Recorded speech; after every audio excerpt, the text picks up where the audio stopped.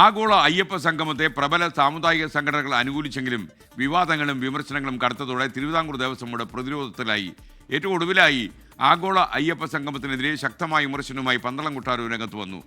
ആഗോള അയ്യപ്പ സംഘവുമായി സഹകരിക്കുന്നതിൽ UDF തീരുമാനം ഇന്നുണ്ടാകും. ഇന്ന് വൈകുന്നേരം 7 മണിക്ക് മുന്നണി നേതാക്കളുടെ യോഗം ചേരുന്നുണ്ട്.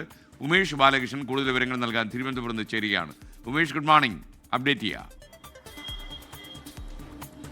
Good morning S K. ഇന്ന് പ്രധാനപ്പെട്ടത് ഇന്ന് പ്രതിപക്ഷ നേതാവിനെ ദേവസ്വം ബോർഡ് പ്രസിഡന്റ് അടക്കമുള്ളവർ നേരിട്ട് പോയി കാണുകയും ഈ ആഗോള അയ്യപ്പ സംഗമത്തിന് ക്ഷണിക്കുകയും ചെയ്യും. നേരത്തെ തന്നെ അറിയിപ്പ് നൽകിയിരുന്നു. ഇതിന്റെ അടിസ്ഥാനത്തിൽ ഇന്ന് നേരിട്ട് കാണാമെന്ന് പ്രതിപക്ഷ നേതാവ് ദേവസ്വം ബോർഡ് പ്രസിഡന്റിനെ അറിയിക്കുകയും ചെയ്തു. അതിന്റെ അടിസ്ഥാനത്തിൽ സമയം അനുവദിച്ചിട്ടില്ല എങ്കിലും ഇന്ന് കാണാനാണ് തീരുമാനം.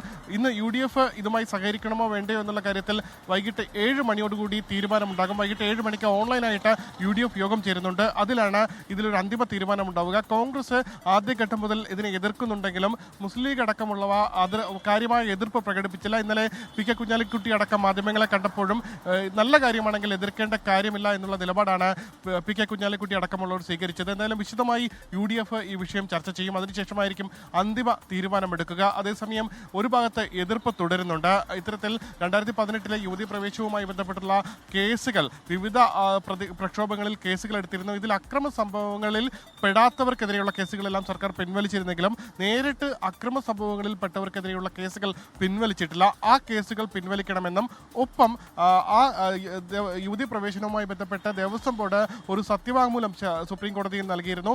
ഏതു പ്രായത്തിലുള്ള സ്ത്രീകൾക്കും ശബരിമലയിൽ പ്രവേശിക്കാം, അതിൽ എതിർക്കേണ്ടതില്ല എന്നുള്ള നിലപാടായിരുന്നു ഏറ്റവും അവസാനം സുപ്രീം കോടതിയിൽ ദേവസ്വം ബോർഡ് സ്വീകരിച്ചത്. ഈ രണ്ട് നിലപാടുകളും തിരുത്തണമെന്നുള്ള ആവശ്യമാണ് ഇപ്പോൾ പന്തളം കൊട്ടാരം മുന്നോട്ട് വെച്ചിരിക്കുന്നത്. ഇതേ ആവശ്യം മുൻപ് BJP മുന്നോട്ട് വെച്ചിരുന്നു. എന്തായാലും സുപ്രീം കോടതിയിൽ സത്യവാങ്മൂലം തിരുത്തുന്നത് നമുക്ക് ആലോചിക്കാം എന്നുള്ള മറുപടി ഇന്നലെ ദേവസ്വം ബോർഡ് പ്രസിഡന്റ് നൽകിയിരുന്നു. ഇതുമായി ബന്ധപ്പെട്ട് നിയമവിദഗ്ധരുമായുള്ള ചർച്ച പുരോഗമിക്കുകയാണ് എന്നുള്ള മറുപടിയും അദ്ദേഹം നൽകിയിരുന്നു. എന്തായാലും യുവതി പ്രവേശനവുമായി ബന്ധപ്പെട്ട് സർക്കാർ നിലപാട് തിരുത്തുമോ എന്നുള്ള കാര്യം വ്യക്തമല്ല. പക്ഷേ ദേവസ്വം ബോർഡ് സുപ്രീം കോടതിയിൽ നിലപാട് തിരുത്തി അറിയിക്കാനുള്ള സാധ്യത കൂടുതലാണ്. 20-ാം തീയതിയാണ് ആഗോള അയ്യപ്പ സംഗമം. നിലവിൽ 3000 പ്രതിനിധികളെയാണ് ക്ഷണിക്കാൻ തീരുമാനിച്ചിട്ടുള്ളത്. ഇന്നു മുതൽ ഇതുമായി ബന്ധപ്പെട്ട് ഓൺലൈനിൽ വെർച്വൽ ക്യൂ രജിസ്ട്രേഷൻ ആരംഭിക്കുന്നുണ്ട്.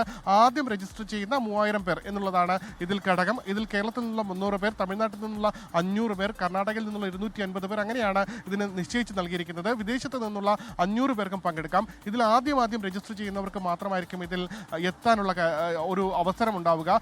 ആദ്യം രജിസ്റ്റർ ചെയ്ത 800 പേർക്ക്, മലയാളികളായ 800 പേർക്ക്, കേരളത്തിൽ നിന്നുള്ളവർക്ക് ഈ ആഗോള അയ്യപ്പ സംഗമത്തിൽ പങ്കെടുക്കാനും കഴിയും. അതേസമയം ക്ഷണിക്കപ്പെട്ട അതിഥികളുണ്ടാകും. അവർക്ക് ഈ 3000-ന് പുറത്താണ്. അതുമായി ബന്ധപ്പെട്ട നടപടിക്രമങ്ങൾ ഇപ്പോൾ ദേവസ്വം ബോർഡ് ഒരു ഭാഗത്തുകൂടി നടത്തുകയും ചെയ്യുകയാണ്. ഉമേഷ് ബാലകൃഷ്ണനാണ് വിവരങ്ങൾ നൽകിയത്. Thank you.